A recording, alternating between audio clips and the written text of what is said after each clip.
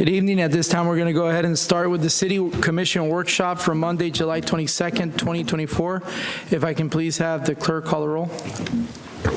Commissioner Villa-Vasquez. Present. Commissioner Caldwell. Go ahead and get started with business. Section 8, to provide the public with the opportunity to comment on the proposed budget for fiscal year 2024 and 2025. On what questions, comments towards the budget may exist by the citizens. So you want me to start calling public forum, right? All right. At department heads, it's about understanding some of the budget and why things are the way they are in the budgets. When it comes to the budget, there's a lot of things that need to be done, and I looking through, and this is basically for every, honestly, can we be creative when it comes to the things that we purchase? Vehicles, for one. It's nice to have a meeting last week. Could we not put into place a system where when we're hiring, because I know Sal, give them a bonus, you have to train them, so there's no sense in training them and have them leave. That's twice the money, right? So you evaluations to people, or you can do raises across the board. But sometimes doing coaching plans and asking people to letting them know where they can improve. Department. Cutting down on overtime, that's huge. That and their pensions. So just, I'd like to see some creative ways. Nobody's going to answer, but it was back and forth. Good evening, Edwin LaSanta from 459 Harrison Road in Saxon Ridge. I'm in favor of the budget that you guys have delineated for the whole city. People have to be cognizant that all these penny-pinching activities don't work. You have professionals over there that submit their requests from each department. I used to be a chief department in the military. I served in the Army for 30 years, and I was a senior non-commissioned officer where I had responsibilities of close to $1 million in budgets.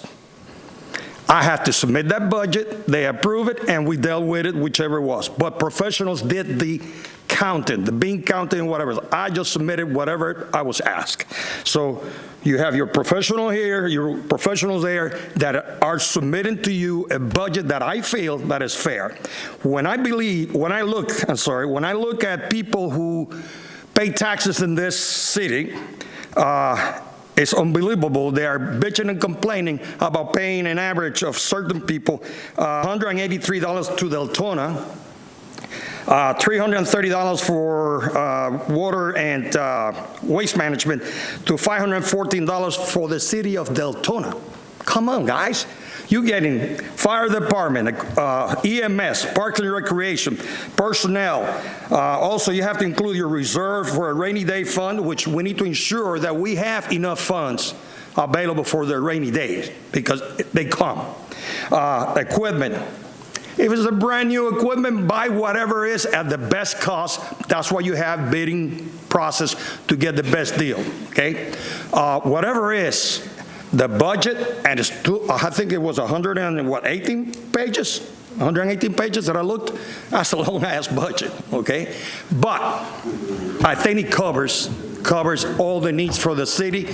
As managers, as commissioners, you have to listen to your professionals giving you the information. Everybody has a pretty good idea as to what needs to be done here and there, but I trust the professionals. And I hope that you guys take on that in consideration whenever you pass this budget, because it's very important that we move our city forward and not backwards. Thank you. Pat Blodgett, please.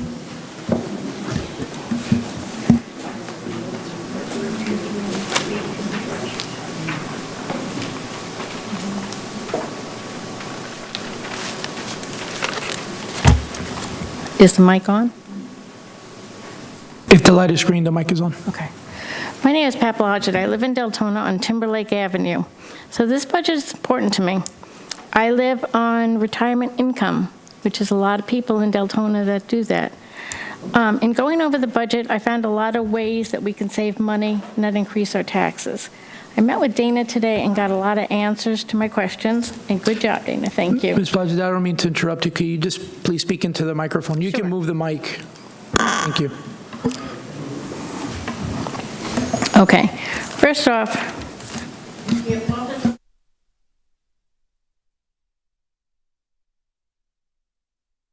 what does that include? Does that include pencils, paper, computers? I don't know.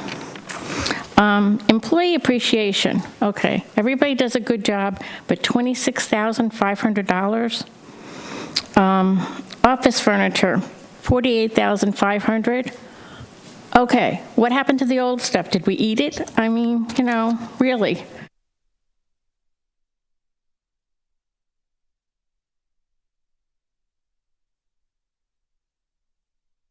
But the scholarship, $50,000 for the William Harvey Scholarship Fund, MLK Scholarship Fund, $25,000, and miscellaneous scholarships for $2,500. Okay, I would like the option of whether I want to do that or whether I don't want to do that. I don't want to be taxed for it, because that's crazy. I don't know these kids.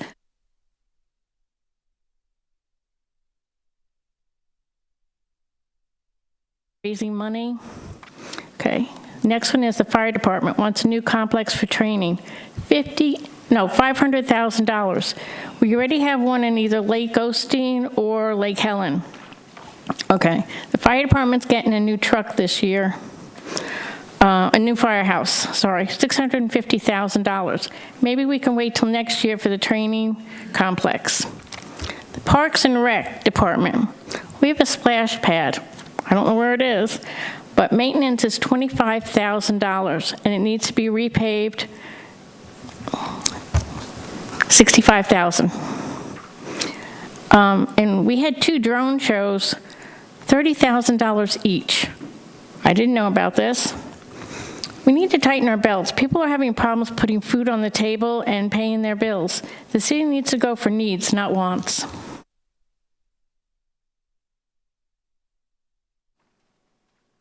Brandy White, please. Go ahead, Commissioner Harry. Are we going to address after each speaker, or? I believe that the way City Manager Doherty, how was it that we're going to address our residents? We're going to respond not tonight, unless the commissioners are interested in responding, but for staff, these are good questions, certainly to look into, and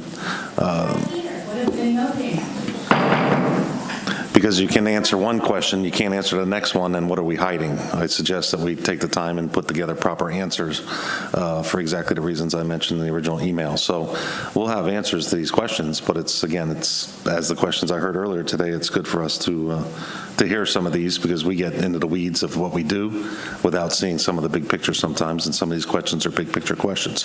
I think there's a lot of questions that need to be researched, but I think there's also a lot of clarification that can be made today, and I think it's important to provide some clarification. Mr. Doherty, for the questions that can be answered today, they I don't cannot know. be answered today. What is the turnaround time? Tomorrow or the next day, for sure. Yeah. This is going to be a priority for answering those questions. But specifically, there was an ask about the fire training center, and a mention that was going to be $650,000. If it's the will of the commission, and somebody actually has the for sure answer to it, I don't see why we don't answer them right now, but for the questions that you research, we leave it to them. So Mr. Commissioner Harriet, if you want to answer that, you're more than welcome. Okay. And we can pause for a few minutes after each resident, so. Thank you. I just want to point to slide 24 from the presentation for the fire department. The administration building and fire station is $650,000. That's not for the entire fire station. That is, I believe, only for the design and engineering. That's only a component of that fire station. So I just wanted to make that clarification. And then at some point, I think it would be important for us to discuss some of these issues as well amongst us.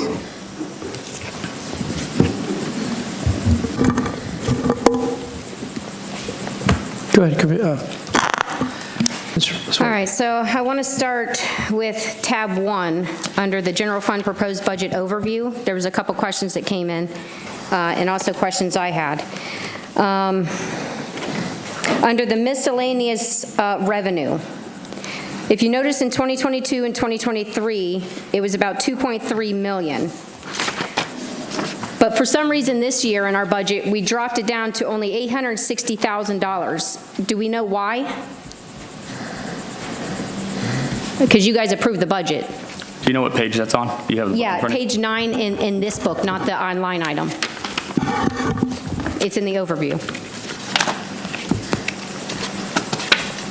And then you'll see an increase again proposed in the upcoming year. So I'm just curious what revenue we're not going to start collecting anymore. That could be as simple as reimbursement revenue from the forms.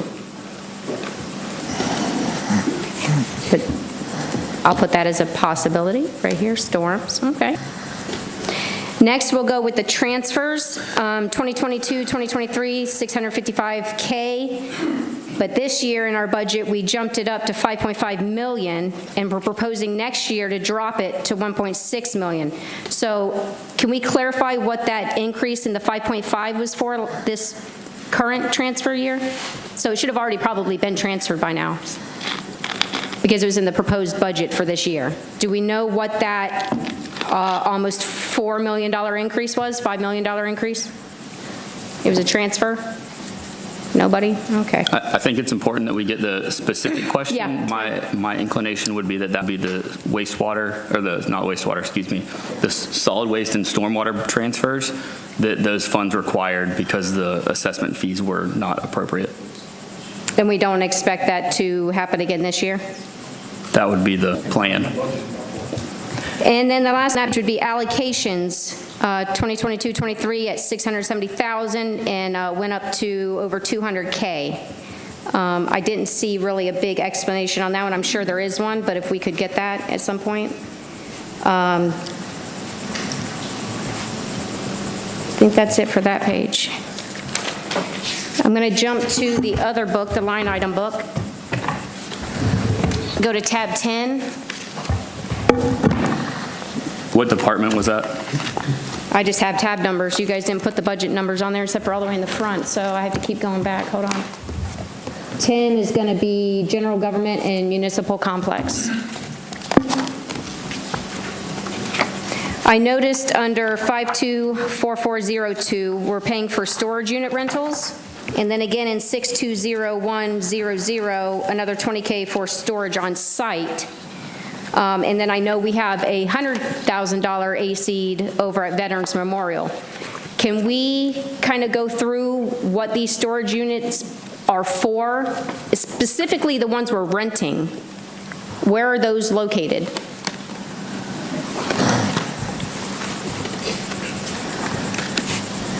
Yeah, it says storage rentals, $12,000.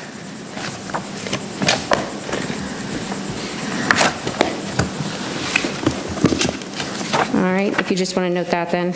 Moving on. Hold on, Brandy, I'm going to slow you down for 1 Mayor, second. may I make a suggestion? I mean, instead of us sitting up here trying to figure out what the answers are, if the department is here. I mean, they would know the answer like that because they created the budget. And we can get an answer from them, if it's okay with the city manager, I prefer that we do that instead of us giving some answers that we might get attacked later on that we gave the wrong information. Sorry, Mayor. If it's up to the city manager.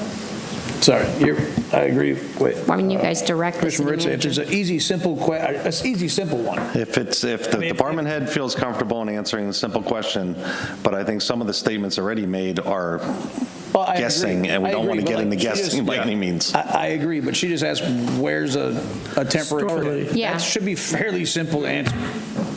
I'm sure we have one, I just don't know where we're renting it from and where it's located.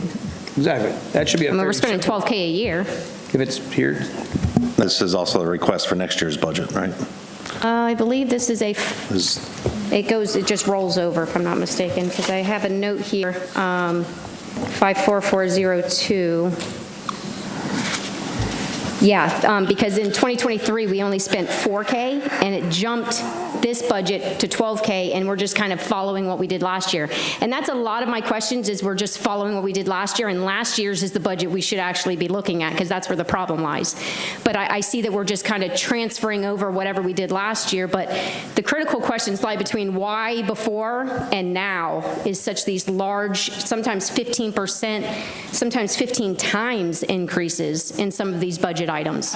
And that's where a lot of my questions come from, are these large increases with really no explanation to them that we can see. I'm sure there could be an explanation of, oh, well, we transfer, we don't do it out of that general fund anymore, we do it out of this fund. Like, there could be answers, but we can't see them. We can't follow along the way this is done compared to last year and the previous year. So that's why we have all these questions this year. For the questions that you weren't able to answer, Ms. White, if you don't mind sending them either to myself or to your But see, commissioner. why should I have to do double the work? I came here, I have a grandbaby being born right now. I know. I took time out to come here so that I could get answers from the staff or the city manager. And let me give you an example. I worked for a brokerage with the COO, okay?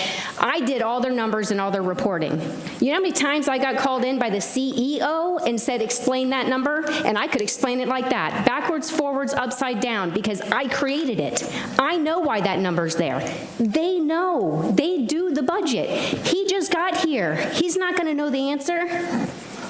So just let us get the answer if they have it. If they don't, I get it. Some things are in depth. You got to go back and look and say, listen, I don't know why. But some of these, come on, I don't want to have to write all my questions down. I've been to all the budget meetings and I've asked these. Go ahead, I don't want to write them all down. I am just to the point where asking that if any of these questions were submitted prior to, because I understand exactly, Yes. I understand exactly why we are here today. I do. But I am asking that because you're obviously frustrated, as many residents thought I'd are, get as many answers. residents are, of not getting answers forthright to questions. And I want to understand if any of your questions have been prior submitted to a department head or city manager that you've not gotten the answers to these because you, in stating that you're missing an important event because of this. And I am trying for us to understand that the residents have good questions. I met with a resident today with good questions and clarified a lot of stuff in the span of an hour, okay? So I'm wondering what part of the process that you have, I want to understand, because I know that you work hard on this. So have any of these questions that you're asking right now been prior submitted to anyone? Yes. Who have they And been asked submitted at the to? budget hearing. Who have they been submitted to? I sat with my commissioner and asked some questions. But have they been submitted to? It's not on me. I have a representative. Okay. That's all I'm trying to ask, because you're right. Anytime I try to interact with staff, what am I told? I have a It is representative. very frustrating when you do not answers to what seems to be simplistic questions. And I am trying to be an advocate here so that I understand how we avoid frustration on the part of the residents moving forward. That's Easy why I'm answer. trying to be succinct about what I am asking. You met with somebody and you were able to answer their questions. Why ain't I getting that here? I don't know, So- Ms. White. Give me an Commissioner answer. Harry- You guys were able to hold on. answer her questions. Guys. Answer mine. Let's, Commissioner Harry, then Jody Lee, Vice Chair Jody Lee. Just for clarification, Ms. Brandy White and I did meet, and she did ask this specific question, and we had discussion about this during the budget presentation. I don't remember the exact answer that staff gave us, but I know that None. we had a conversation regarding sheds and rentals and where they were here versus at another park. So. No, all we talked about is the one that they want to buy here. That was an agenda item. Mayor. That wasn't budget. Thank you, Mayor. You know, there's going to be a lot of comments and questions about a lot of this stuff. And I know we've been told they're going to get answered. The big issue with this is people have been up to this podium and asked questions for years. We've been sitting up here, well, this group, except for a couple, have been sitting up here for a couple of years. And we ask answers, or questions, and we don't get answers. That's why people are getting frustrated. They've been asking and asking and asking, and we don't get the answers. I hope this time now with the new city manager, things change and we get answers. But this is one of the things. We've been asking questions. People have been asking. I've heard Ms. White ask sometimes the same question months and months, and she still doesn't get an answer. I've heard, and I see another person that doesn't come to the meetings as much, that just came in. He's been asking questions about different things that took place, and we don't get these answers out. Can we finally get all the right answers to the people for their questions they have? Because this has been going on for years. We ourselves ask for answers and we can't get them. So I hope we actually do something right by the people. Commissioner Harriet. To that point, I think that we had a great first step this week with the distribution of the answers to the last meeting. So I think that's a great first step, and I look forward to that being continued. Agreed. I think that'll solve a lot of problems and be just the first little bit of rebuilding the trust between the residents and the dais. It was still selective questions answered, though. White, if you All my can- questions weren't answered. Ms. White, if you can, send me those questions, and you can hold me accountable all day long if you I'm don't not get an wasting any answer. more time, man. If I came here because you said we would have a discussion and have answers, that if they couldn't be answered, we would get it later. Not period, or I wouldn't have wasted my time. David Sosa, please.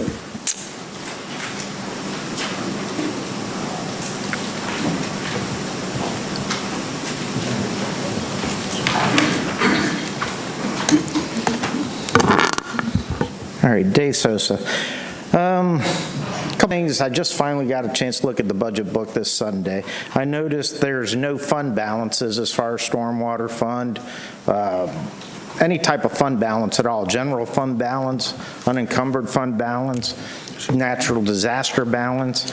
I couldn't find any of those in the budget book that I saw. Is there any way I can get a copy of that, please? Mr. Souza, could you pause 1 second? That seems to be a pretty straightforward question, that question right there. Is there anyone that would like to answer that particular question right now, or can provide, when Mr. Souza, time definite, will have the answer to that? Mr. City Manager, if you could, play leader here and let me know, sir, what would be the correct answer here? Well, the last council meeting, we talked about the stormwater fund balance, and the answer was zero. There is no fund balance at all in stormwater. We actually took $2.5 million from the general fund last year. So that was discussed at the meeting the other night. The other fund balance, I don't know why it's not part of what you have in front of you. We can get those final numbers together for you. You're right, there is a fund balance of two sets. One is for emergencies, situations, including matching grants in some other areas. Then we have fund balance that's unrestricted also. But we can have that printed out, and that certainly should be informed of for all the residents, so yes. All right, usually that's part of the budget book, and it just went there this year. It was given as a supplemental, and I don't know if it was during when it was given, but I do remember receiving that, so. Okay. Okay, I have the line item, it wasn't in. So it must have been something that got added after the fact. All right, well, getting back now to the millage rate, I know initially it was proposed at 7%, which was still an increase over the 6.7%, which would have been full rollback. Now, at the last meeting, I understand it was jacked up to 7.2%. My question is, why? Because we want to give staff an extra 10% increase in salary because we had a flawed study. I'd like to know what was flawed about that salary study that was just done 2 years ago, because 2 years ago, there was a lot of money allocated to increase everybody's salary, and it was based on a compression ratio. So if somebody was making $12 and they got bumped to 15, the next person that was making 25 got bumped to 28. So I don't understand why we're having a shortfall without actually having a salary survey automatically saying we need to do a 10% increase because we're losing people to other cities. I don't think we're losing people to other cities regarding money. I think we're losing them because unfortunately we sometimes have a dysfunctional government. It goes from the commission to the city manager. I know you just started, but this has been the problem all along. It's dysfunctional. Nobody wants to work for a dysfunctional boss. I wouldn't do it. I'd go somewhere else and make less to have a better boss. Now, you brought it up to $2.5 million was brought out of the general fund last year, plus about $900,000 for solid waste. Now, this year, we've done a 25% increase on stormwater. We did a 7% increase on solid waste. So we should stop the bleeding out of the general fund. So I still don't understand, if you're going to have $3.5 million extra that you're not taking out of general fund, why does that balance have to go up? It was only a $500,000 difference, which is a $500,000. So if you're talking saving $3.5 million out of the general fund, I don't understand why the millage rate has to go up. Now, I had several other questions regarding the budget. Had to do with a couple line items in there. Let's see, on page 168, Deltona Water, I was just curious, what is the EQ basin that you're gonna have $1 million price tag on? And also, what exactly is the $3 million project under Deltona Water for $3 million for a recharge project? I'm thinking that has to do something alternative water source. I don't know. It really wasn't detailed. But what exactly does that entail? I mean, is that going to replace what was done on Lakeshore Drive? Have we been reimbursed from the folks who screwed up Lakeshore Drive? Have we been reimbursed from FEMA to add our natural disaster fund?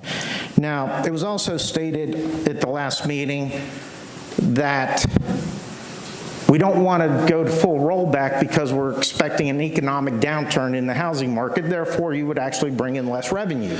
However, if we had that fund balance sheet, there's a $12 million fund balance for economic disaster. And that's what that one fund balance is for. There's $12 million set aside there. That was approved when I was a commissioner. Maritza, you approved it. Dana, you approved it. So you have a $12 million economic disaster or economic fund there for that type of downturn. Why do we need to increase taxes? It doesn't make sense. And even though the millage rate went down from last year, it's still a tax increase, right, Davidson? Because I know we went back and forth on that on social media last year. But anytime you go above full rollback, it is still a tax increase. And I'm not going to suffer much. Most of you guys won't.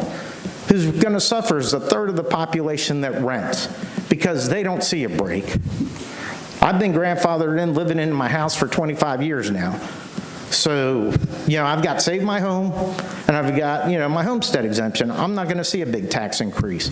I'm not up here for me. I'm up here for everybody else that isn't going to get that break. And I think you guys need to be cognizant that you're going to screw every renter in the city of Deltona.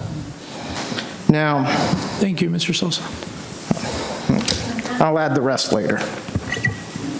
Commissioner Sosa, I don't think we're going to use up the whole hour with the list of public comments, so we should be able to circle back. Commissioner McCool, and then we'll go to Vice Mayor Jody Lee. All right, I just wanted to ask if, of our city manager, Mr. City Manager, are there any of the questions there, sir, presented that you feel comfortable asking in the capacity to which it was asked? Some of the things are in retrospect, things that you probably need to look into, sir, but are there any questions that you feel comfortable asking by the last resident that you would like to share? Just for clarification, the original request at 7.0 actually was the rollback at 6.5, if I'm not mistaken. The rollback was changed to 6.7 when the final numbers came out, and the commission right now, just as a placeholder, went to 7.2, which, as we know, can always go down but cannot go up. So the rollback changed, went up 0.2. The request went from 7 to 7.2. So there's, just for clarification on that, does not mean it's going to end at 7.2, but there was a different rollback number than was stated earlier. And, sir, could you answer the question regarding the $12 million in reserves? Because if I remember correctly, I would think that that would be a good thing because our governor has done the same thing as well. He is the leader of our state and has put record amounts of money in reserves. So I don't know that we would be doing anything that our wonderful state leader has not done. Could you comment on that, sir? Just going back to the same plan earlier, that we have a breakdown of what's in the reserves, and we can have that printed out for the residents if they haven't seen it already. But yes, we do have reserves for emergency situations such as that. But reserves, once it's gone, it's gone. Yep, correct. Sir, let me ask you this also. Has there been any, in talking about what our millage rate is or what the millage rate will wind up as, has there been any deduction?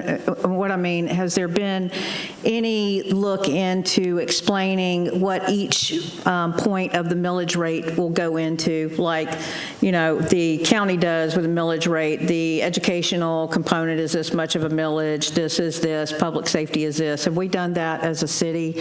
Have you done that as a city before, sir, in your last tenure? No, I believe, though, if I'm not mistaken, I have to talk to finance to finalize. I hate to say something that's off the top, but I believe the millage rate pretty much covers your public safety. Everything else is taken care of through other fees and other charges. So it is not the millage rate that covers the entire government. It actually only covers a couple of departments. Yeah, and I would ask, sir, Mr. City Manager, I would ask, sir, that that be a part of the ongoing budget talks. If you could, whatever that takes, is we could explain that to the residents and give them a sheet with that breakdown, what the millage is and what other fees have to cover for that. That would be great to sort of explain why the millage rate is appropriated as such. Thank you. Vice Mayor Jody Lee, then Commissioner Harriet. Thank you, Mayor. There was a couple things he asked for, whether from stormwater, different things. It was $3 million, Mr. Sosa, that you said $3 million for this project. I think that's a project that should be answered pretty quick instead of taking 2 days to get back to an answer. I mean, if it's a project, let us know what project it is. But like, I agree with different residents who talk about the rollback rate, because of course, I voted for the full rollback because I think there's still a lot of different slush, different money in there. I know there's different commissioners. We all agree on some things. We disagree on other things. And I guess that's what we're supposed to do. But there is a lot of things. Like, I just don't understand why it was advertised at 7.0 and we voted on 7.2. I get the whole reasoning behind it, but we all know it's not going to go down. It doesn't. It's not. If we vote on it, it's going to be right there at the 7.2. It's just that's what happens. You don't never. When's the last time you went to a grocery store and seen all the prices go down? It's not happening. But there's a lot of issues and different things he just asked about, like a $3 million project. That should be answered and lickety split. I mean, it's not something, hey, we have to get back with you. The other thing is, like the budget, different fund balances. We knew we were having a budget meeting tonight.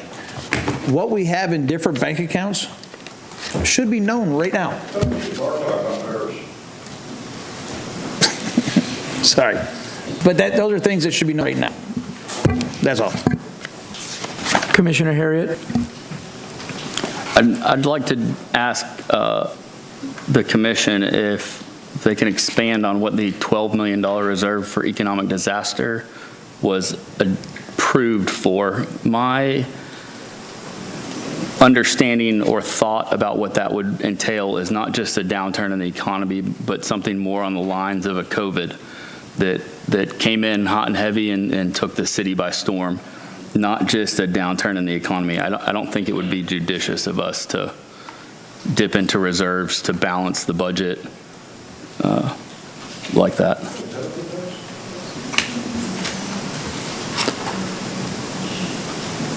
Could we proceed with public comment, please?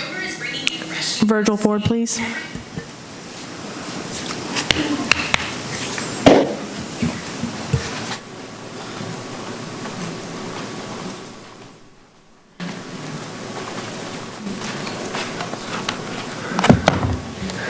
I'd like to draw your attention to tab 11, halfway down the page. This is Park and Rec's budget. Maybe they can answer the question. I asked the same question back in June, so I'm going to throw these figures out there. Sorry. Mr. Ford, what page? I apologize. It's tab 11, and it's page 1. Park and Rec's budget. Line item budget. Okay, yes. All right, Spooktacular, $19,714. Now that goes up to $56,200. That's almost 3 times over a 2-year period. Now, just remember, the 2024 budget's not including this line item. I couldn't find it, but it's for 2025. Extravaganza. That went from 12,000 to 17,000. July 4th went from 48,000 to 111,000. How does it go up that much? That's a lot of money.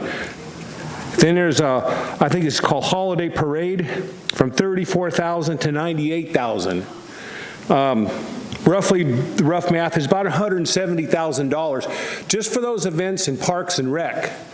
It's just great having these events, but why is the city funding them? I mean, why is it gone up so much? I mean, the Parks and Rec guy, he's here. Can he answer it? I don't know. And I asked the same question back in June. Never got an answer.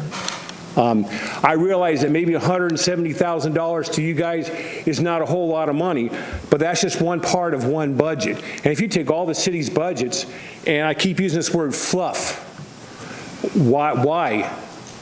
So if we get some answers, that'd be great. And I have this on an email I sent to a prior commissioner. I'll send it to whoever wants it. Okay, so maybe we'll get an answer. Maybe Park and Rec's, he's here. Maybe he'd give me an answer. Hello? Park and Rec? Mr. Ford? Yes. We have to direct it at the city manager. I'm sorry. The city manager, I mean, he just got here. These departments are supposed to have supervisors running them. He can't be on top of every single department for every single dime. That's what you have managers for. Also, I want to comment on the scholarships. Do away with them. My kids earn Bright Futures and then other family type thing. I don't think the city needs to be financing scholarships. There's no reason for it. And I have this thing I found out scholarships. It appears that the scholarships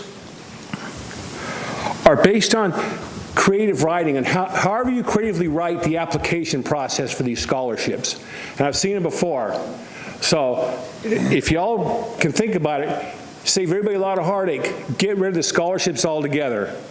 There's lots of city organizations, religious organizations that provide the scholarships as well as Bright Futures. And that's all I have, and thank you. Thank you, Mr. Ford. Elizabeth Chavez, please.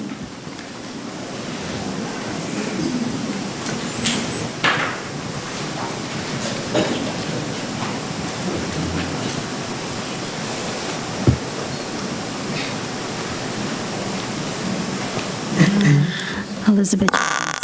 Okay, I understand that right now we're very understaffed. Like there's a lot of head department people that are not in place.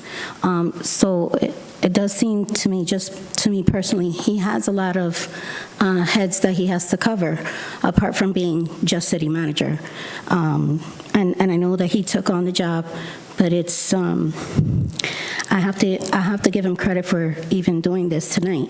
But my question is, and remember that, I mean, I remember stuff, but I remember that when the financial director was here, Mary, she has said that there was $12 million in the emergency fund for hurricanes and such, and that there had been used already $9 million.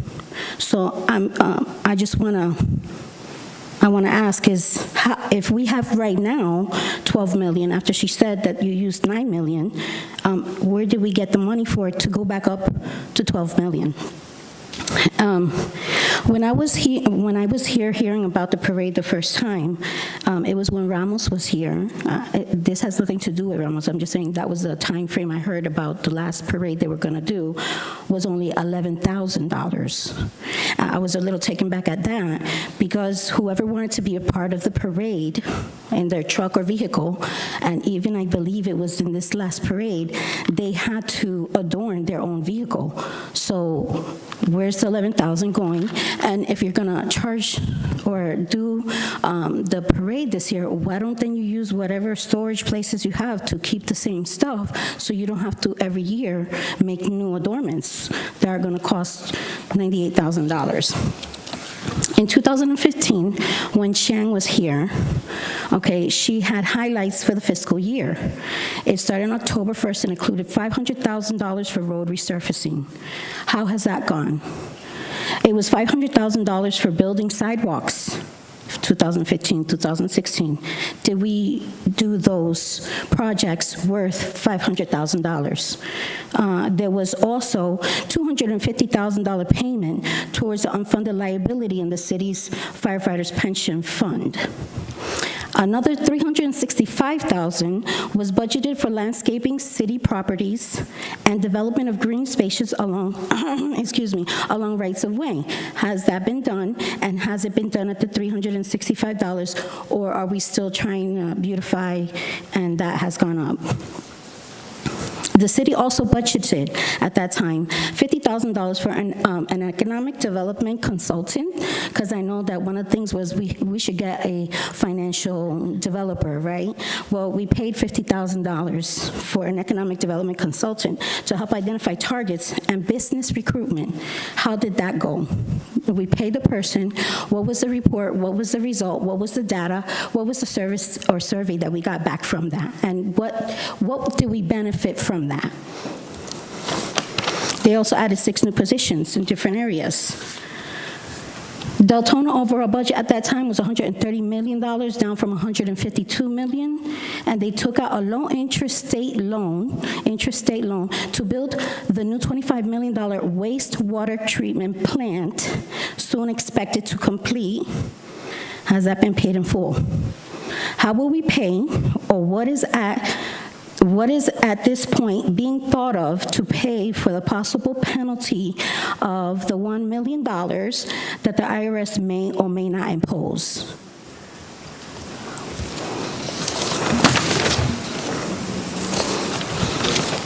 There was about $800,000 to $900,000 that just a year ago, the Sheriff's Department said that they had gotten overpaid from Deltona specifically. They gave the money back. Where did that go?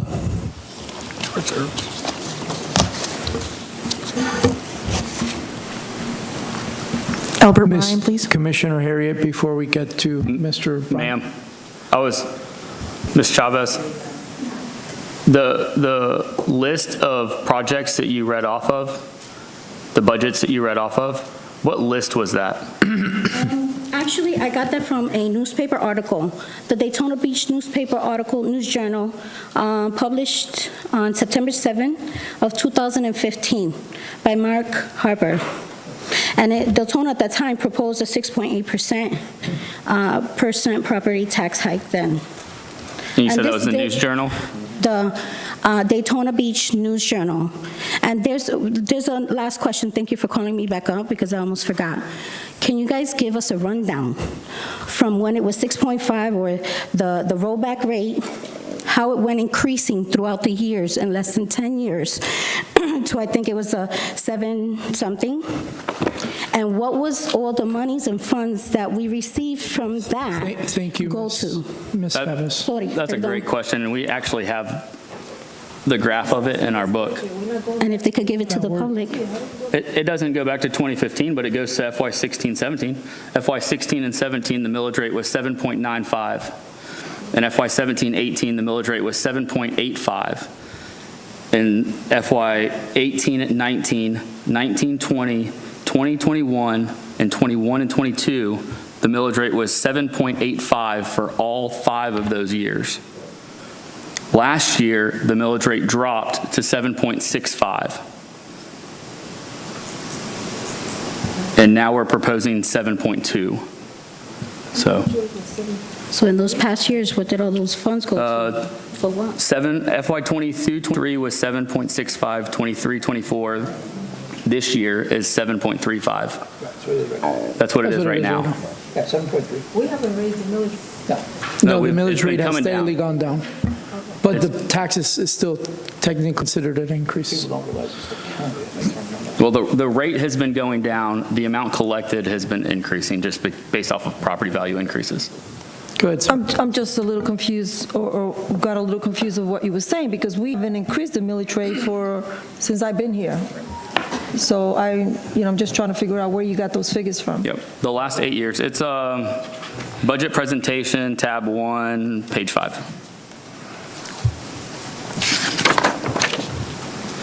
Albert Bryan, please. Go ahead, Mr. Yeah. Go ahead, Vice Mayor Jody. You're right. You haven't raised it, but what they consider anything a raise is past the full rollback rate. So even if it stayed at 7.5, they still say we raised taxes because it didn't drop down. So no matter what we say, if it don't go back to full millage rate and rollback, it's always a tax raise. Even though it might go down a little bit, it's still a tax increase. That's all. And you're right. It hasn't been going up. But a tax appraiser has said now your property value is worth more money. Even though we dropped ours, people still had to pay more money.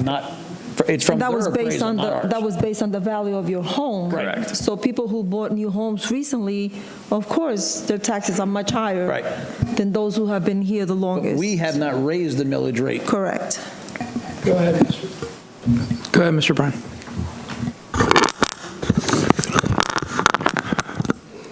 Wow, this has been interesting tonight, to say the least. A correction, though. The $12 million for the financial fund wasn't to resolve or restore your budget or whatever you put it. It was to help and stabilize the budget. Nothing less, nothing more. Don't make it out to be a savior. That it's not. It really isn't. Some $12 million get you maybe about 3 months, maybe 4 months, if you're really, really lucky. But the way y'all spend money, I doubt it gets you 2 months. Now, I'm going to focus on this one item that still just irritates the you-know-what out of me, is we've got code compliance asking for $85,000 vehicles.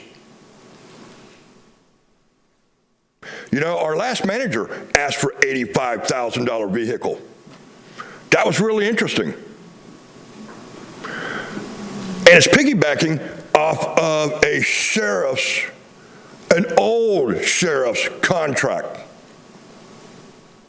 You know, I've heard over and over and over that we need to stop piggybacking. We need to stop, not doing RSPs. And yet, for some reason, this calamity of crap is still going on. They could actually do code compliance, true code compliance, in a Prius. They could actually do it in a Gator. They could do it on a scooter, for all that matters. Now, what you need a big F-150 for would be the dog catchers. That's fine. But still, $85,000 for a dog catcher? Really? That's interesting. Because last time I looked, an F-150 was about $40,000 for a plain F-150. And that's all you need. The only thing you're going to add to it is an extra electrical socket. You're going to tell them not to put the actual 4-foot rear end on it, because you're going to put dog catchers on the back of it. So you're telling me $85,000 for one extra USB hookup and an extra 12-volt? Interesting. I find that real interesting. Now, the other thing that I have a problem with is when I compare this budget to 2022's budget. This budget's gone up 75% compared to 2022 overall. You can't compare last year because we never actually really got a real budget last year. If you actually try to compare it to last year, both budgets are so bloated that it's no comparison, even though I did do that, and it's still a 25% increase from last year to this year. That's without considering any wage increases at all. Now, that was touched on a little bit earlier. And I can stand here and tell you without a doubt that when somebody says that those increases in personal pay were done willy-nilly, that's a flat-out lie. I sat through the workshops. I sat through the meetings. I listened and looked at the papers that they had. When they did that study, it was a thorough study. I don't know who's telling him that it was willy-nilly. It wasn't. It was a thorough study. And it was across the board. Everybody got raises. So to think you're going to give another 10%, oh, is that because only one department this year got 10% raises?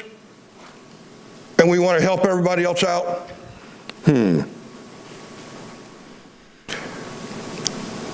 You know, in the day that I've done work, we got raises because we did the work. It's an honor and trust system. There's no trust here anymore. Tim Blodgett, please.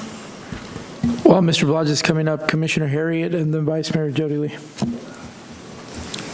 Sorry, my button was still on. I didn't have a question Okay, on this item. Vice Mayor Jody Lee. Right, that's one of the things, thank you, Mr. Ryan, for bringing up about like the vehicles. That's one of the things that we talked about before. And now there's differences about all the money we spend on animal services in our city of code compliance. The county uses the smaller trucks with the animal boxes. Newsom, and I could swear the county's a little bit bigger than just Deltona, but they use the smaller vehicles. New Smyrna Beach, they have fuel-efficient vehicles and the smaller trucks for every single city vehicle that they use. I think we're the only city around that has all the full-size 8-cylinder vehicles. I understand with stormwater, I understand with I can't even think of right now. Public Works Department, thank you, Mayor. Other departments that need these bigger trucks, some of the Parks and Recs trucks that we have to have, they need the bigger trucks, I get it. But a lot of these day-to-day operational vehicles that sit here in the parking lot, they should all be fuel-efficient vehicles that we get. Everybody's talking about fuel efficient. Go to New Smyrna. Their dog catcher trucks are small Ford Ranger pickup trucks with the animal box. We need, our budget for them trucks, I think it's $250,000 for 3 trucks. It's getting a little bit insane. That's one, I understand you want the lap of luxury driving around, but when you don't have to pay for it, it sounds great until you have to pay for it. Commissioner Harriet, and then we'll go to Mr. Blodgett. That does remind me that those trucks were, I believe, like 2500s or F-250s. And I brought it up during the presentation. Why are we not looking at even an F-150 or a Ford Explorer? That doesn't, I'd love to see the Ford Ranger. I think that is a common consensus from the dais, so I'd like to see that budget definitely reduced. Thank you, Mr. Blodgett. Please go ahead. And then one more clarification, the $11 million, I don't think my comment was not about using it. My comment was about, I don't think this is the appropriate time to use a reserve account like that. Keeping with trucks, I had heard some absolute nonsense about we have to get the F-150s because all of our trailers will work with them. What a bunch of hooey. They have adapters that go on the back of these trucks that will make them go higher or lower. And the only thing you got to worry about is how many thousands of pounds they'll pull. Your basic, an Equinox can pull 3,000 pounds. It comes with a Class 2 hitch. You can put a Class 2 hitch. You can put a Class 3 adapter on it. And I pulled my 3,000-pound bow rider with it with no problems whatsoever. Anyway, so that's that with vehicles. By the way, Toyota is coming out with a pickup truck called a Stout. They go for 10 grand. They're both on a RAV4 chassis, and they are by far really, really good. You can probably buy, what, like 4 or 5 of them for the price of an F-150? Damn. Okay, I'm going to try and go easy on you guys because everybody else has already beat you up. We have a lot of perks. We get, what do we get? We get summer parties. We get Christmas parties. We get bonuses and appreciations and all sorts of stuff. Now I can understand that we're probably behind the times as far as salary is concerned with other municipalities. But we also got a salary study coming up, and I presume that after we get it, we're going to correct all those deficiencies, and I really, really hope that all of these perks disappear with it instead of sticking around forever and just being the forever perk that goes along with working in this town. Okay, my next thing is IT. Back in the day, my first computer conversion was in 1974. And I had about 5 of major computer conversions since then. One of the biggest things that always happened was whenever you came into a new technology, you had to rip out everything that you had before. You went from couple of little fiber wires to coaxial wires to bigger coaxial wires to Ethernet cables to God knows what, to wireless and everything else. How much money are we saving in paper by being a paperless system? You wouldn't know it by looking at our stationery and office supplies, because they haven't gone down at all. Anyway, IT. So the point I was getting at with IT is the IT budget is astronomical. How much of that is startup cost versus operating annual costs? I didn't see that broken out anywhere. I understand that the city is woefully inadequate in the amount of IT that it has, and it needs to grow quite a bit. But it looks like a golden pile of cash with no accountability. Anyway, next. And I don't hear an answer with that. That was an easy one. What percentage is startup cost? Nothing. I just listened to 4 hours of the CIA director stonewalling and not giving answers to Congress. That's what it sounds like in here. Next.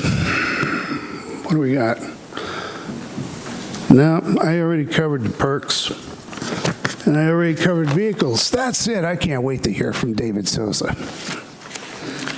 Have a good night. Courtney Cross-Burgos, please. We're Mr. City Manager, are we good with the time? Because I know we only... It's up to the commission's decision. I'd ask that we continue on. Go ahead, Mr. Burgos, please. Yeah. So sad my time, but I'll come on up. He's way smarter than I am.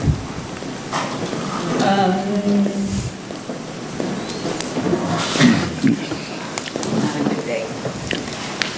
I want to start by thanking you all for agreeing to this. And I think it's the first, now I'm screaming at you.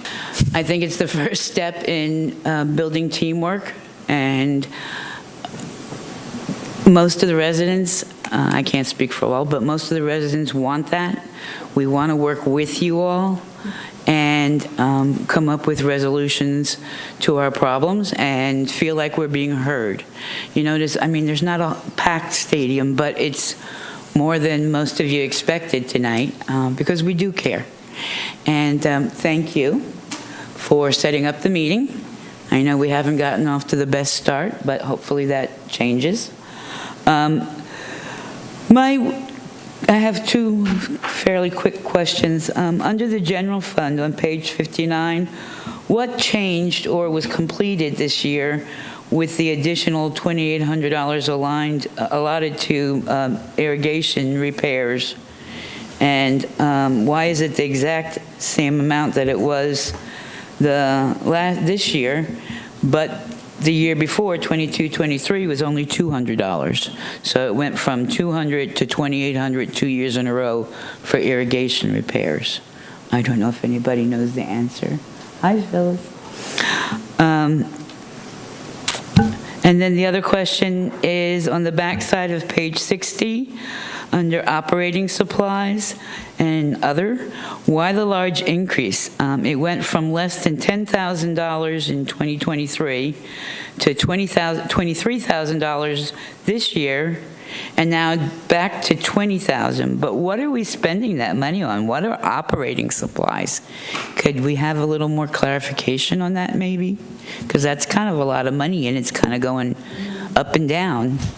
So those are the only questions that I had, and I don't guess I'm getting any answers tonight, so I'll look forward in the next day or two. And thank you all, Dana, Jody, Mayor, Maritza, Troy, Davison, Mr. City Manager, for trying to advocate for us and getting us answers for this evening. I appreciate it, for one.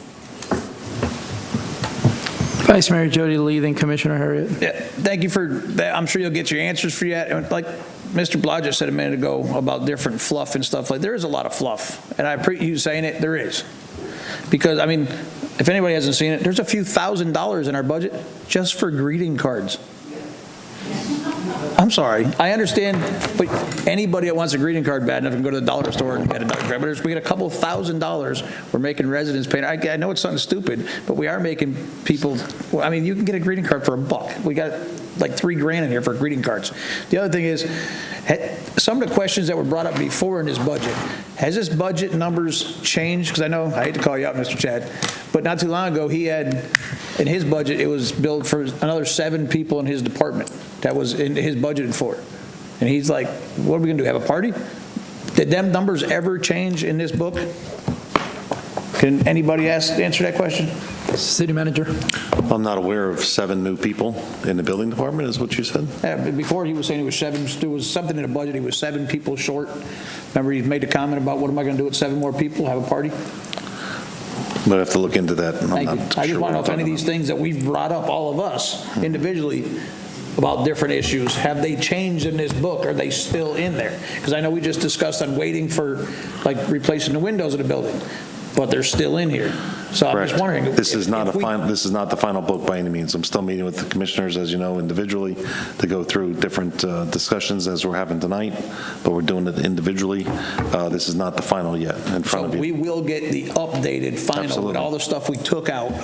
Yes. Okay, thank you. Commissioner Harry and then Commissioner McCool. Yeah, I just, do we have a definition for operating supplies? Seems like a real simple thing. It's literally. Every department is absolutely different across the board. It could be anything. There's a definition in the Florida Accounting Manual. I think I don't have that. If you guys can read that into the record. That. Yeah. I think that'd probably be the best thing for us to provide to answer that question. Mm-hmm. Commissioner McCool. Thank you, Mr. Mayor. I'd like to qualify or to clarify the statement regarding greeting cards.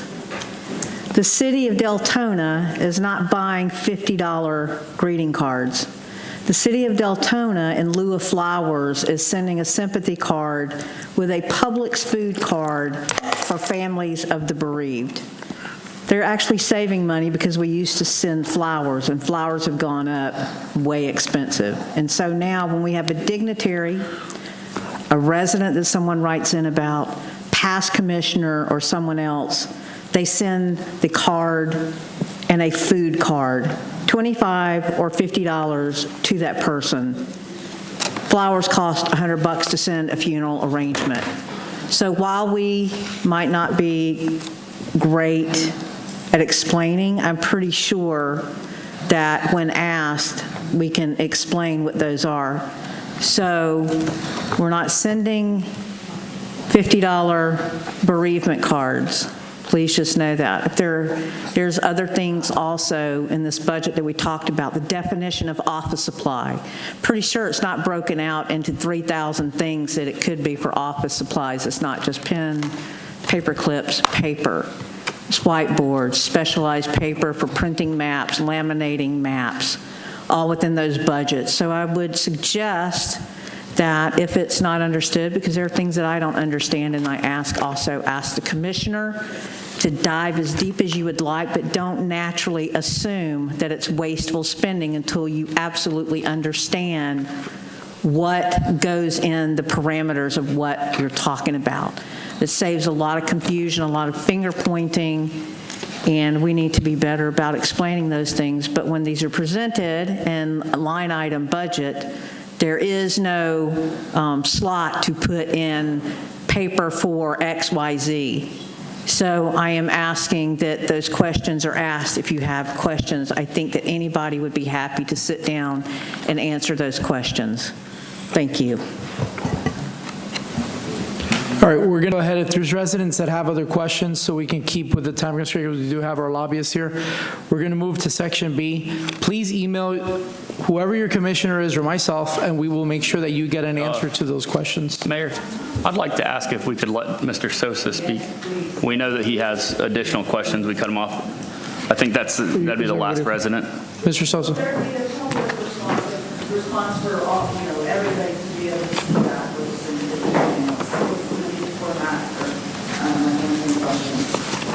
I'm sorry, Mr. Key, just because I can't. Can we provide the answers to all individual questions in a manner that everybody can see the answers to all the questions? Can we post them on the city website? Yeah, we can probably post the city website, city We social expect to put it in media. the back of the room also for commission meeting. Kathy, is that where you were going with that? Okay. Thank you. Mr. Sosa, go ahead. All right. Thank you, Davison. Thank you. Okay. A couple other questions I had that I didn't get to.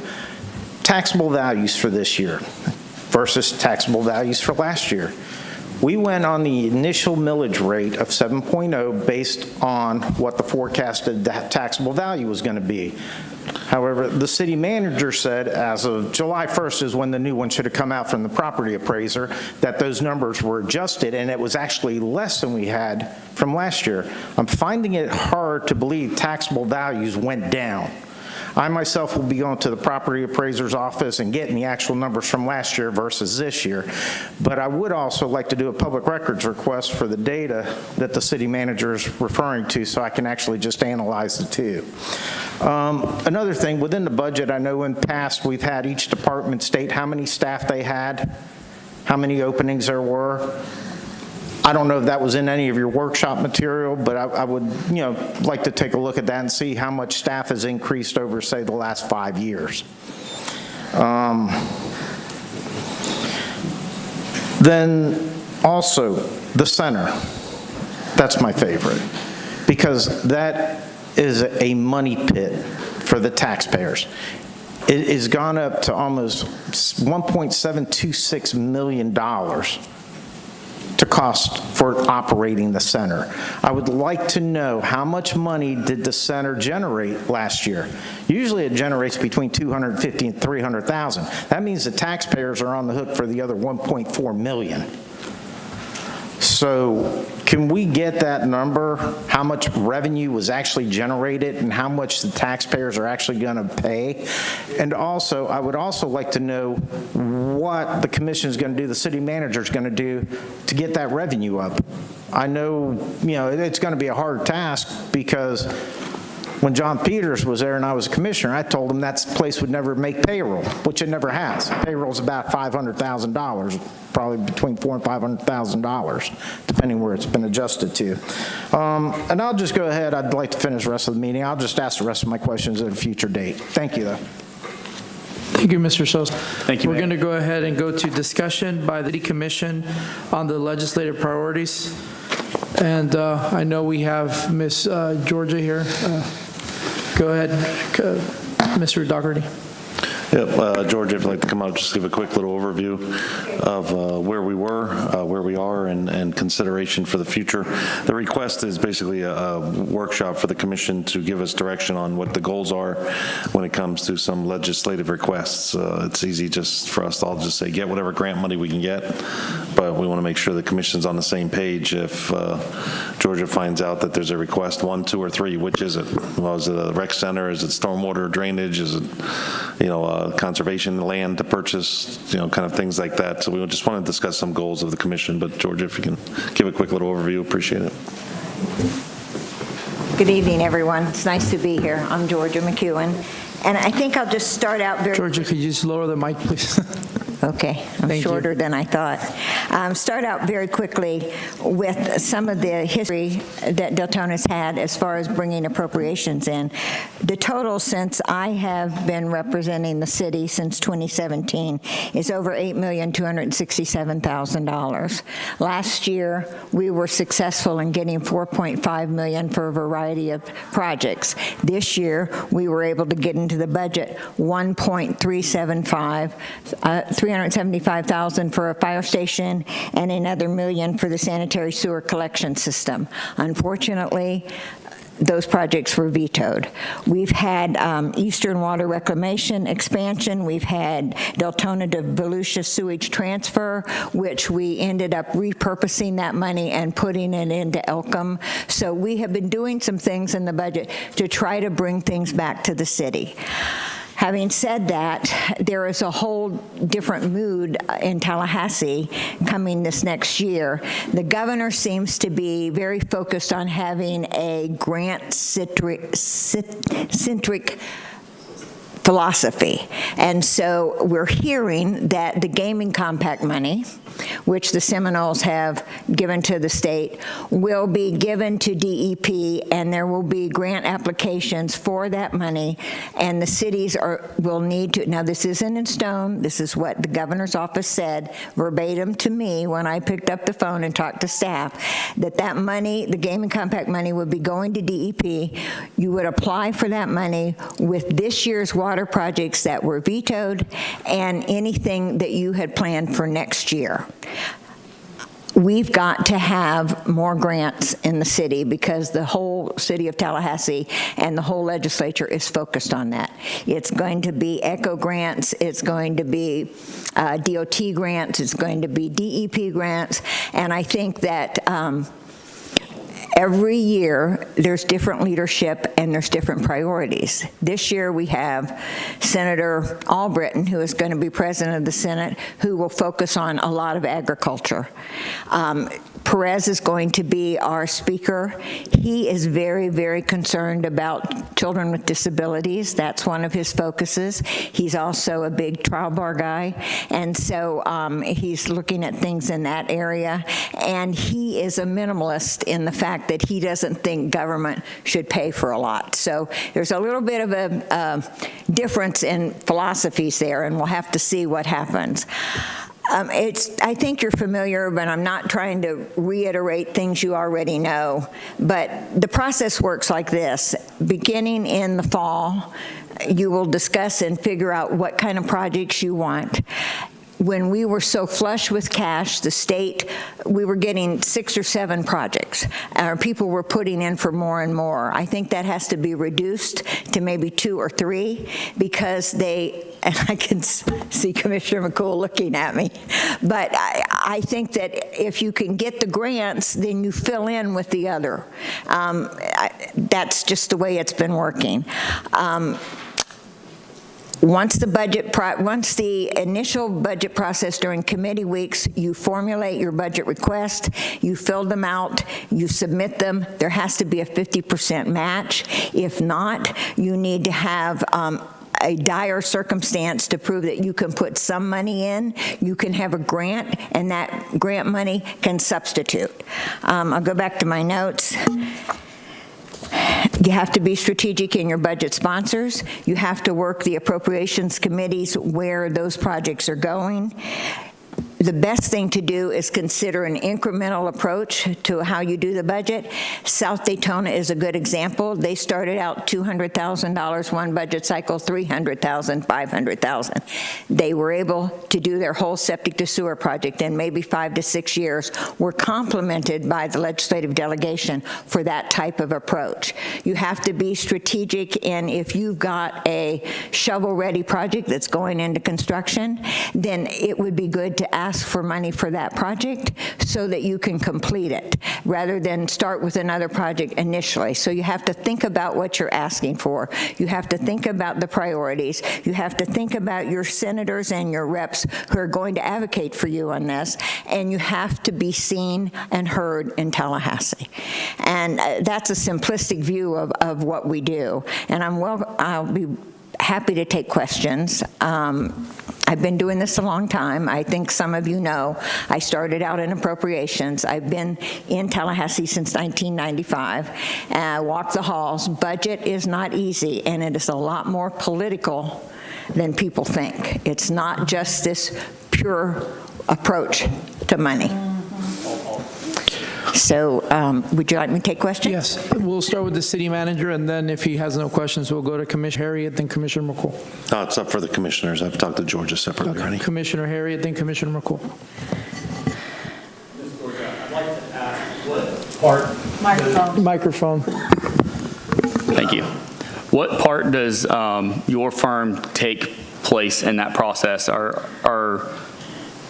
of the reasons I asked for this part is that in years past, I am not aware that the dais has had this discussion so that we could present one list of priorities or prioritize a list that was agreed on by everybody. But You mentioned grants. We've asked for grants a few times, or a grant consultant a few times. I think it's time for us to get that in the budget. And then when you mention that we have to, there's a process for getting the state allocation, is that process done by the city, by city staff, or is that part of the process that you facilitate and you help us with? You have a wonderful staff that helps me tremendously. They fill out those forms. And you have a House form and a Senate form. They're very detailed. You show your match, you show your sponsor, you show your lobbyist. The member who is sponsoring your budget project submits that. Once you have submitted it to appropriations, then you fill out an attestation form attesting to the fact that everything on there is true and right. I don't do the form. I will, if they have questions for an agency, I will get the answers to that question. If they want to know something about how the sponsor feels about it, anything that happens there, I can try to find that answer for you. That's my job. Do you help identify who would be best to sponsor each bill?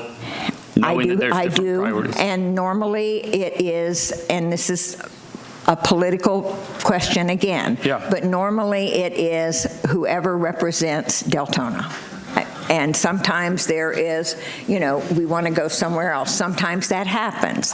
I will tell you this, if you take a sponsor from the legislative delegation who represents Deltona, then you are hard-pressed not to work the appropriations chairman where your project is going, because that is the secondary part of that. And sometimes then he goes in knowing, and then the sponsor goes to him. And then I back it up with day in and day out, going in their office. Have you submitted it? Sometimes, like last year, we had about 6 projects, really good projects, and Senator Wright, he said, nope, you can only give me 3. So that happens sometimes. But it's a combination. The sponsor usually is part of the legislative delegation that represents your city. But you have to also bring into the plan people that are appropriations chairman in each individual appropriations. Knowing how political this is, and knowing how different personalities are up in Tallahassee, are we expecting staff to know the technical details on, or the strategic details on this? Staff researches it and finds out. I have had I've had no problem with staff. They're so quick, and they provide me with a lot of information all the time.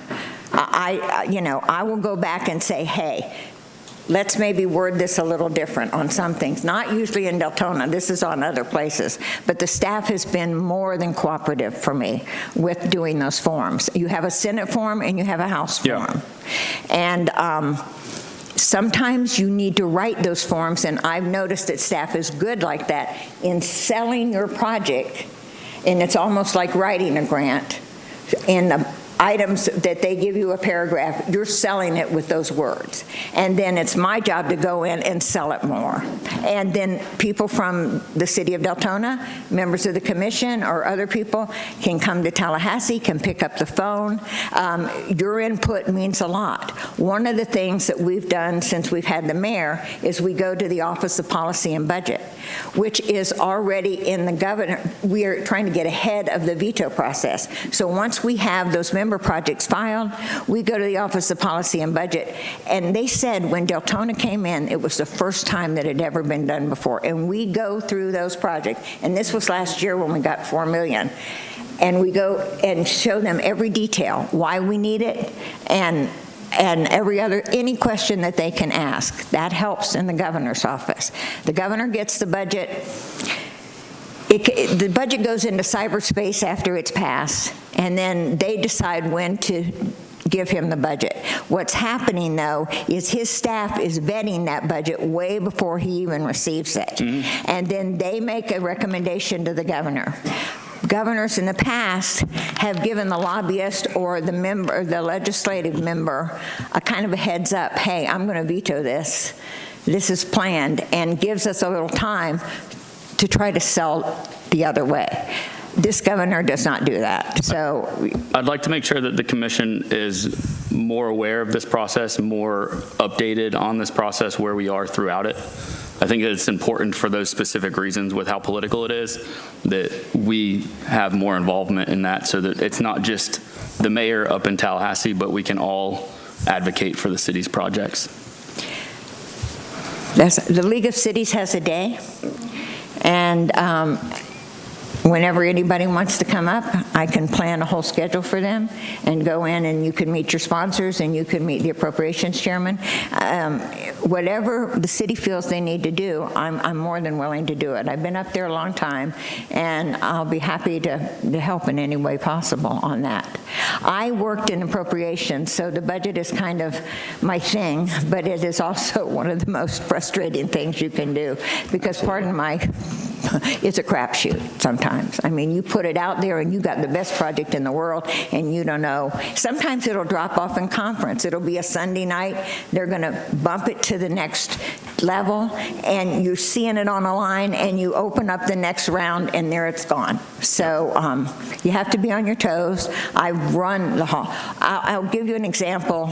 This is, I think, funny. When Dorothy Huckel was alive, she was Senator Huckel, and we were asking for $450,000 in the budget for a water project, and it wasn't there. It had disappeared.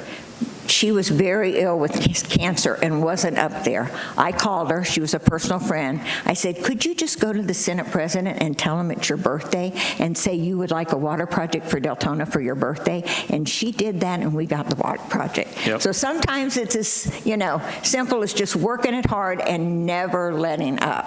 But sometimes you just can't protect yourself from that veto pen. Thank you for that.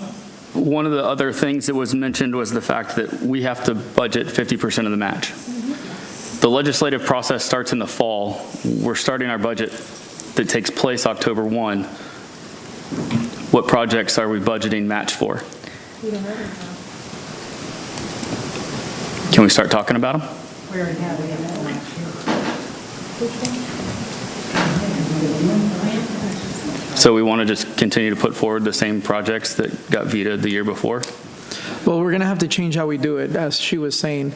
It's not as easy as just going up there and being political or not political. There's a whole slew of issues that we're facing. I'm very aware. For example, our representative, sometimes he's responsible for making sure that we don't get stuff. So we got to be very cognizant. And I think, the city manager has always been responsible. Who knows better the city than the person running it, right? So the last couple of times that at least when I've been involved, I know that Glenn has put in, hey, these are the projects that are extremely important. The only reason I've find out about it is because they're asking me, since I have relationships with some of these people. It kind of helps us, and you can correct me if I'm wrong. The year prior, we had a lot of stuff that was about to get vetoed, and it was the meeting I had with the lieutenant governor, and more than anything, George's relationship with Mr. Leak, that a lot of the things kind of went through. So exactly. That's why I think that it's vital, not just important, but vital that we all stay updated on where these items are and what these items are, and we have input onto what gets on the priority list. I don't disagree with you. I'm just saying let's be careful that we don't take that responsibility off the city manager. Oh, that's all I'm saying. I do not want to take that off of the city manager. I want to just make sure that we are updated on the process and involved 100%. In identifying those priorities. Our priorities, we should have some conversation on what these priorities are. Is it going to be a fire station this year? Is it going to be septic to sewer? Is it going to be funding for a replacement for the Lakeshore project? What are these priorities that we are identifying for the city? The city manager's input is absolutely vital, but as representatives of the residents, your question as to who knows the city better than anybody would be the residents and would be us as their representatives. So I think it's also important that this dais is involved to a greater extent than it has been in the past. I'll give you one other example. Say that you needed a public safety building, all right?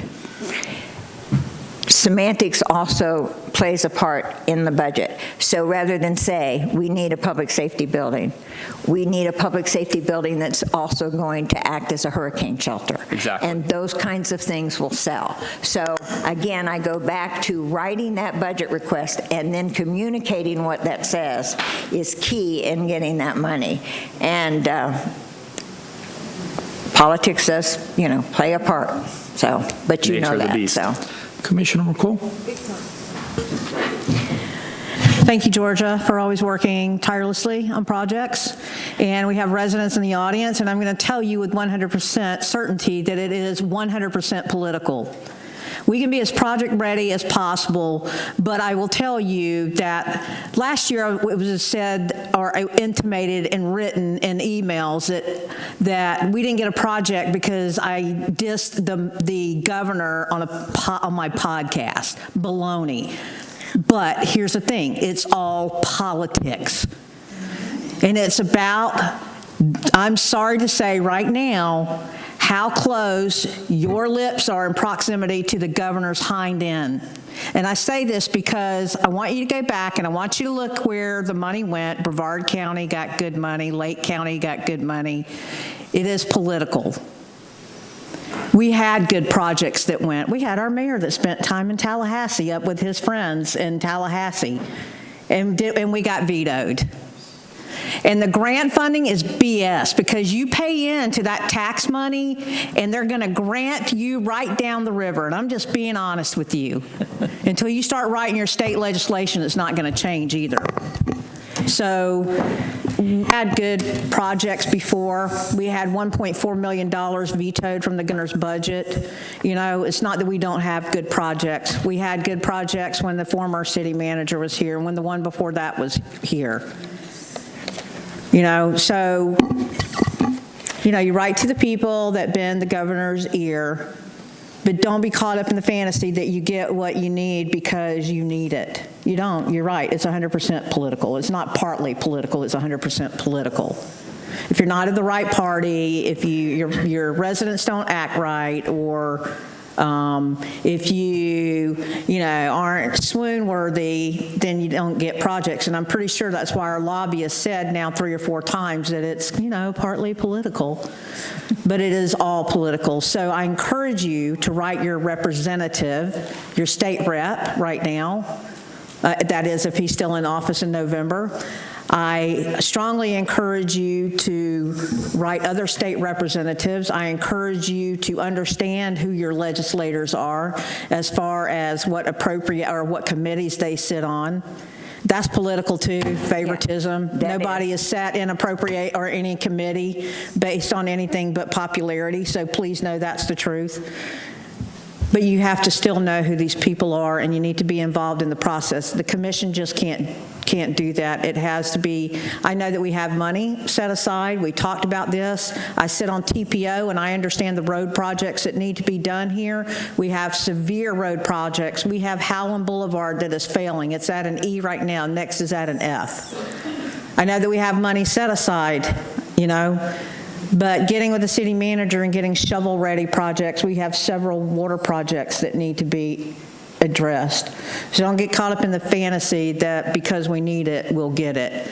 Volusia County, oftentimes, look at Volusia County. I want you to look at what was vetoed this past year, really good stuff. Nursing labs, health care, anything, don't ask for anything, women and children, don't, because it's going to get vetoed, I guarantee. Anything with mental health. Commissioner McCool, you're making this way more political I have my time, sir, and I'm just informing the public of the reality and how they can better advocate for their community. So I would like to finish my time. Go ahead, Commissioner Thank McCool. you. If you have questions, I know Georgia to be very, very responsive, and she will leave her contact information. But I'm just telling you what the truth is. There's a reason we didn't get $1.4 million, and it's your job to help us speak out about us not getting our money. These are tax dollars that we pay in, and we are not going to be granted out of the process. It's political. So please stay alert, stay aware, stay informed, and hold your representatives accountable. Thank you. Thank you, Mr. Mayor. Commissioner Shimkus, then Commissioner Vila-Vasquez. I'd like to return us to a little more practical discussion about tonight's, with all due respect. City Manager, how much do we currently have available for matching grants? Do you understand where we're at in terms of money available right now? I don't have that exact number with you, but that was one of my first questions when I looked at the fund balance, so I know it's disaster plus grant matching, several $1 million minimum. Okay, I'd like to understand that, and we have all these reserve funds, and obviously we don't want to spend those down, but if we have an opportunity for a grant to come our way, I don't want to come back and say, well, we don't have the money anywhere to use it, so I would be maybe the only one, I don't know, authorizing to use our reserve funds to make sure we have enough matching for any potential project we have if we don't have enough already budgeted.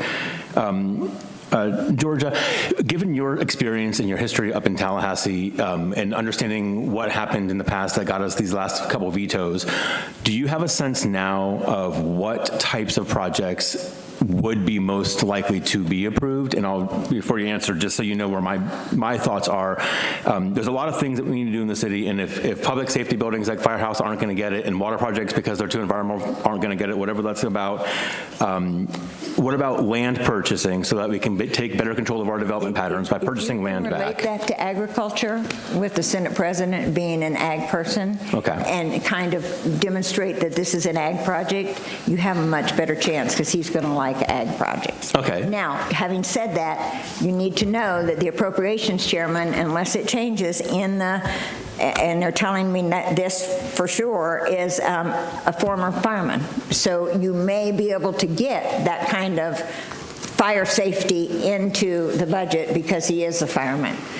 The other appropriations chairman that's going to be named in the House, he is a guy that drives a pickup truck and loves the land. So you have to understand the politics of who's making the decisions and also kind of craft, just like you're saying, craft your project around that. And that's exactly what I'm asking you tonight, is perhaps not in this environment, but perhaps you can prepare some kind of a little brief for us that understands, here's the top 3 areas that I know leadership will want to work with. Okay. Other items I'd like to consider if you know someone that would sponsor something. You've heard tonight, people are very concerned about parks and parades and projects and whatever. Are there grants and people that are willing to sponsor things like our center that is not ever going to be financially solvent? Can we get grant money to do those kinds of community events, whether they be at the center, whether they be parks and projects? Is that something that's out there? Not that I know of. Okay, well then we won't focus on that. Well, that's private stuff. That's not the government state stuff. So please, let us know what you've got available for outside of this. But I think in Tallahassee, it's a whole different ballgame. So by all means, if you've got ideas for other grants that we can work with, I know all of us up here have been pushing for grants a lot more than perhaps in the past. So now's your time to shine. So thank you.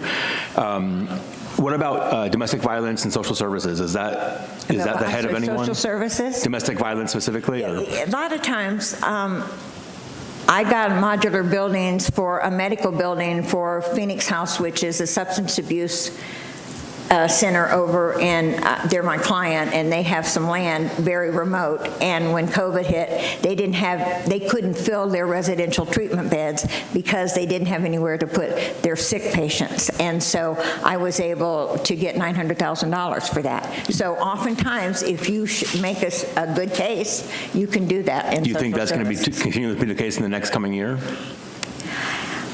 I think that Danny Perez has one of the biggest hearts I've ever known. That's the speaker, and I think that there's a good chance. Let me explain the process too, and this will help you understand a little better.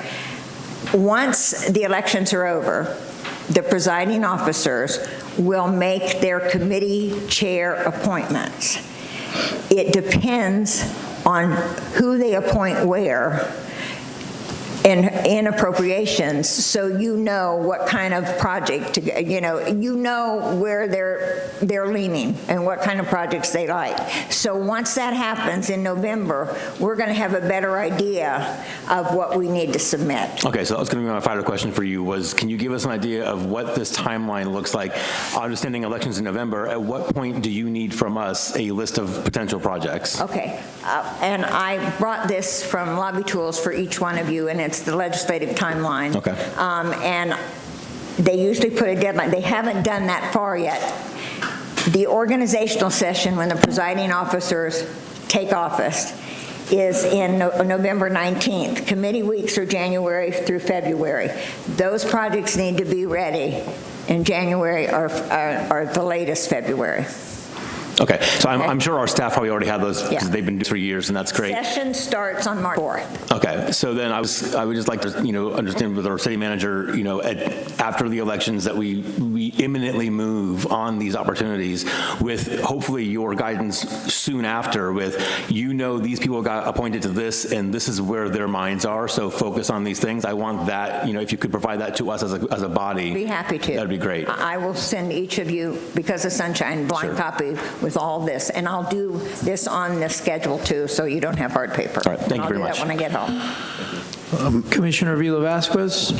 Mayor, real quick, if I could just jump in there to answer the question about the grants. I'm looking at an email here I found that's grant reserve actually listed at $378,000, but we also have capital outlay projects at $5.8 million and another breakdown. So then we have additionally unrestricted fund balance, so we would have the ability to match grants as needed, and any chance that something comes across, we'll call an emergency meeting if we have to, so we don't miss out on anything, but the money is there. Just want to correct my number I said earlier. Thank you. Thank you, Commissioner Vasquez.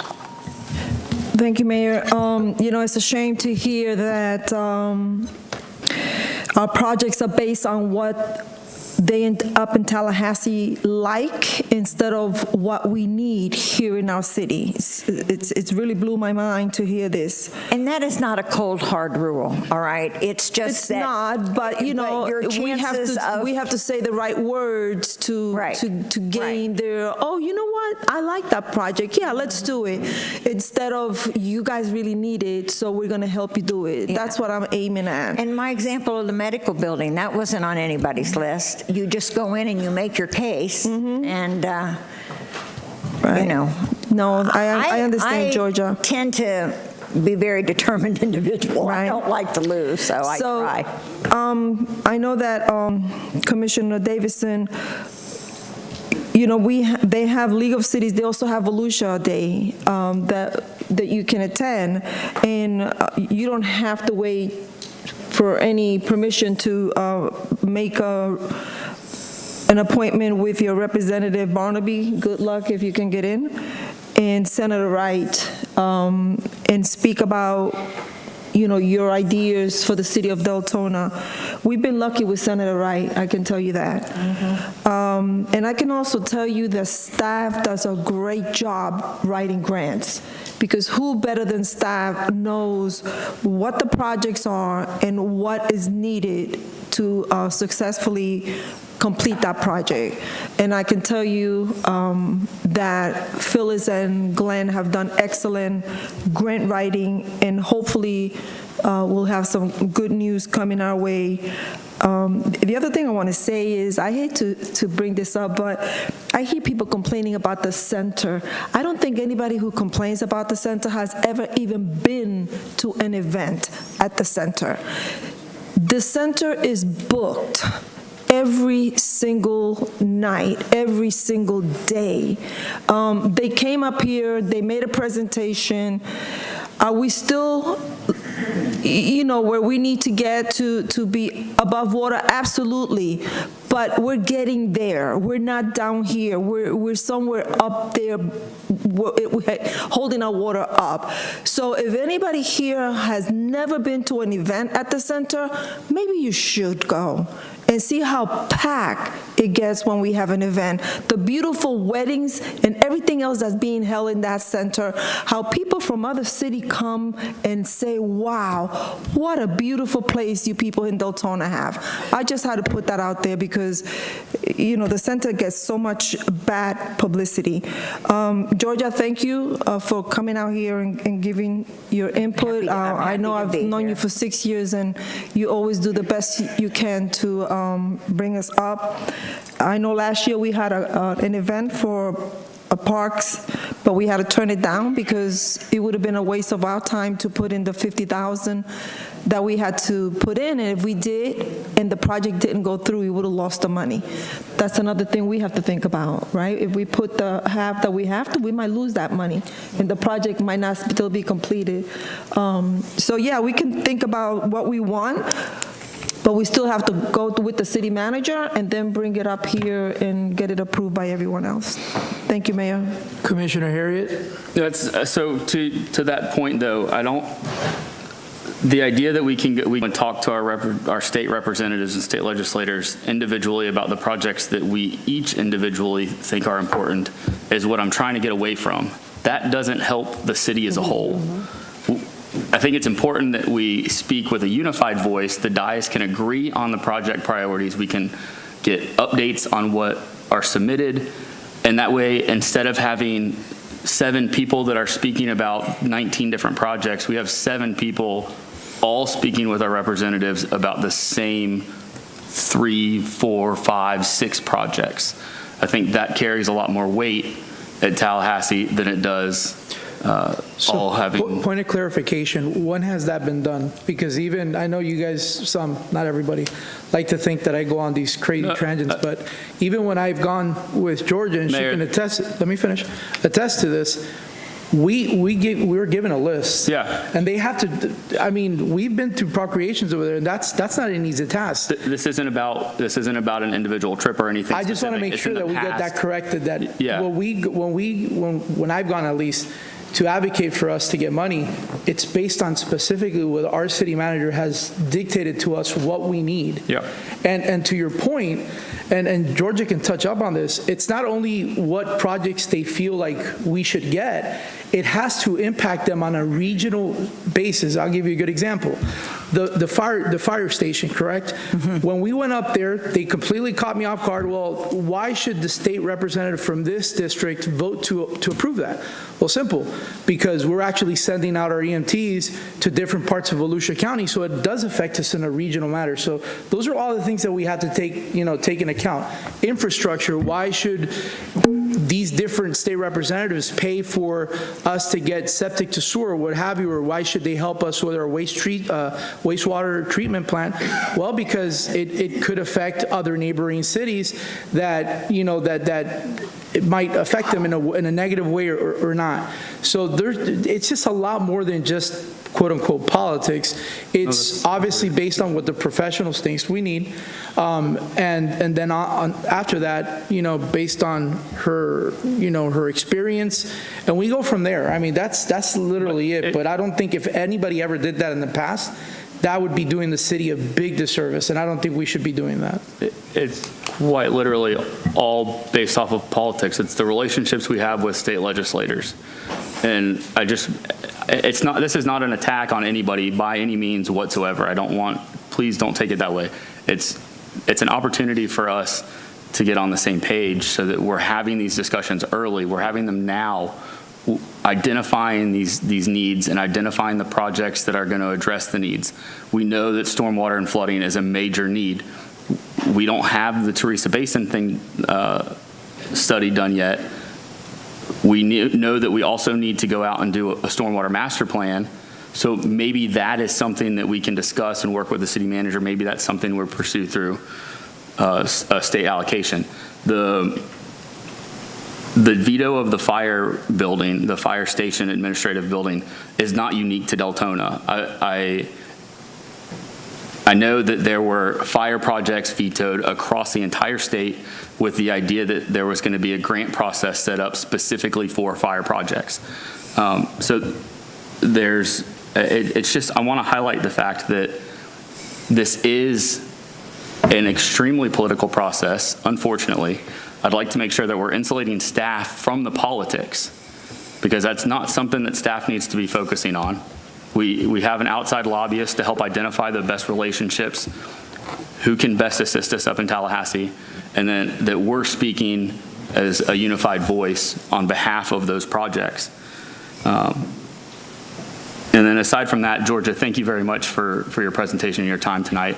It's a pleasure to be here. I've represented Deltona since 2016, and I love doing it. Thank you. And I'd like to ask I'm a the city phone call manager, away.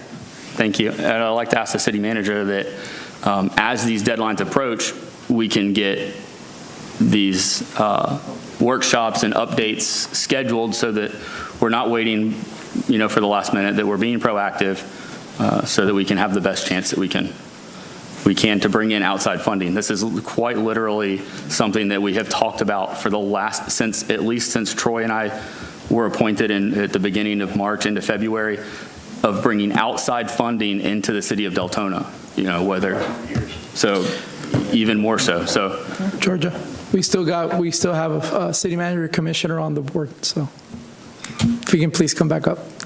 Me? Yeah. Commissioner Vila Vasquez, and I'll right after you, Commissioner. Thank you, Mayor. So, Commissioner Davis and I wasn't, I see what you're saying, all of us working together, but as you know, we cannot all go into a representative or senator's office. What I was saying was we can all go as individuals, have a meeting with them on issues that we feel, and then bring it to, as we do all the time during project requests and comments, and share with everyone, and even invite that senator or state rep and hold them accountable for the conversation we had on a one-to-one, them saying that they would help the city of Deltona. and we don't even have to wait until the legislative days in January or February. We can start having these conversations now. We can pick up the phone, we can meet them at events. I mean, that's the point of this, is to let's start the process early. That was the whole point of me asking for this part, is that we could have discussion now so that we could start this process early, because like we've all said, Georgia said, it is very political. So the better the relationship, the better the outcome. And if I can just say, Georgia, I know when I got elected, because of the situation, everybody's like, oh, Georgia, he's going to push for her to get removed. I will tell you, I've been up there, 3 times with you now? And I have not seen, and believe it or not, I've been around quite a few lobbyists because of what I used to do. And I've never seen someone as aggressive as poor Georgia, especially when I throw the last-minute curveball, when staff is like, hey, can you make sure this gets done? And when she's going to leadership, and leadership knows her by first name, doesn't call her by her last name, but Georgia, she has personal relationships, and I was very impressed. And I will tell you, I've seen her fight like a hawk. She'll get a call and she'll look at me, and then she'll walk away, she'll turn red, she'll come back, and she's like, I don't know how I did it, but I did it. So I appreciate everything you've done for our city. And I understand some people had some concerns about the budget and what we pay you. You've paid for yourself probably 10 times over. So just on my behalf, thank you. And I think we can say, unanimously and very bipartisanly that we, at least speaking for myself, I'm very proud of all the hard work you've done. So thank you for all of that. It's been a pleasure working with you and everyone, and I'll just keep going. That's it. My father said I was the most determined person he ever knew, so we'll just keep going. I think he was wrong. Please don't stop. Thank you very much, Mayor. Thank you. Well, 4B. So we're going to go to public comment for section 4B based on 2 minutes, it says on the agenda. Elizabeth Chavez, please.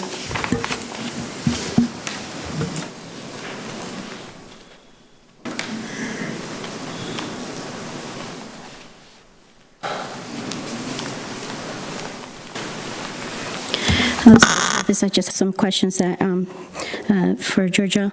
You said there's a League of Cities. Can residents be part of that? Representation can be of residents. I would like to know. I'd be interested in doing that. Also, we did get from Senator Wright $400,000 for stormwater. Has that been used for that, and how, or when will it be used for that? What is our city debt in total? Is it $200 million?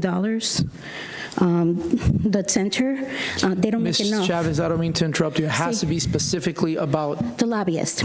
Well, I think I just said some things, but weren't the lobbyists before, and correct me if I'm wrong, always invited to Deltona, to City Hall here, to give presentation once a year? Why did that stop, and can that start back up again? Can't the... Go I'm ahead. sorry, somebody said Can something. we I didn't please hear let them. the resident finish? The community building at Lake Monroe, has that ever been used as a shelter? Can it be used as a shelter? Because we have talked about something about shelters. Can we get grant money for Children's Hospital here in Deltona?